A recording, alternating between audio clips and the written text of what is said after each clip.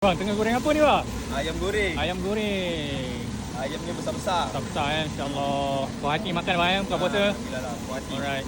Ni perapan dia macam mana bang? Dia perap, ayam ni memang dah siap perap. Tapi ayam dia spicy sikit lah. Oh, okey. Ada budak yang tak boleh makan pedas langsung. Mungkin kata pedas lah. Tapi anak saya boleh makan. Boleh lah. Crispy lah kulit dia. Sebab dia kacau. Memang adunan dia ada cara dia lah. Untuk dapatkan crispy macam ni lah. Alright. Boleh bang bagi saya satu set tu. Boleh, abang nak set yang mana? Dia ada banyak set. Abang saja dengan saya yang terbaik. Yang orang minat Korean cheese. Boleh bang? Itu lagi sedap lah. Alright. Dia ada sauce dia. Okay. Okey, abang nak set yang 5 pieces tadi kan? Boleh. Okey, tengok ayam dia. Oh, ini betul baru betul ayam. Dia punya keping-keping tu bang. InsyaAllah. Bulan dia kena mantap ni. Betul lah tu. Barulah orang suka. Okay. Dia campur-campur bang Dia campur-campur. Dia biasa satu set ni memang campur-campur lah. Campur-campur InsyaAllah. Puas hati lah. Alright. Okay. Oh, Dia penuh. Penuh bang. Tumpuk ni penuh.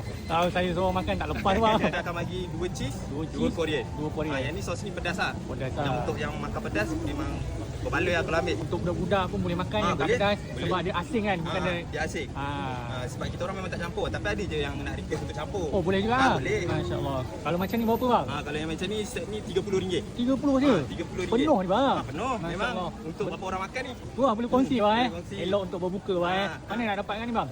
Saya berniaga di Bazar Tanjung Karang. Okey. Tapak 64. Buka pada pukul 3 sampai pukul 7.30. Okey, kalau hari biasa berniaga macam mana? Kali niaga pukul 12 sampai pukul 7. Lokasi sama lah? Lokasi sama. Boleh cari kat sini Boleh cari. Ayam goreng Muiz. Ayam goreng Mugis. Masya Allah. Terima kasih bang Okey. Saya tak boleh makan dulu. Boleh. Kena tunggu Puasa. buka.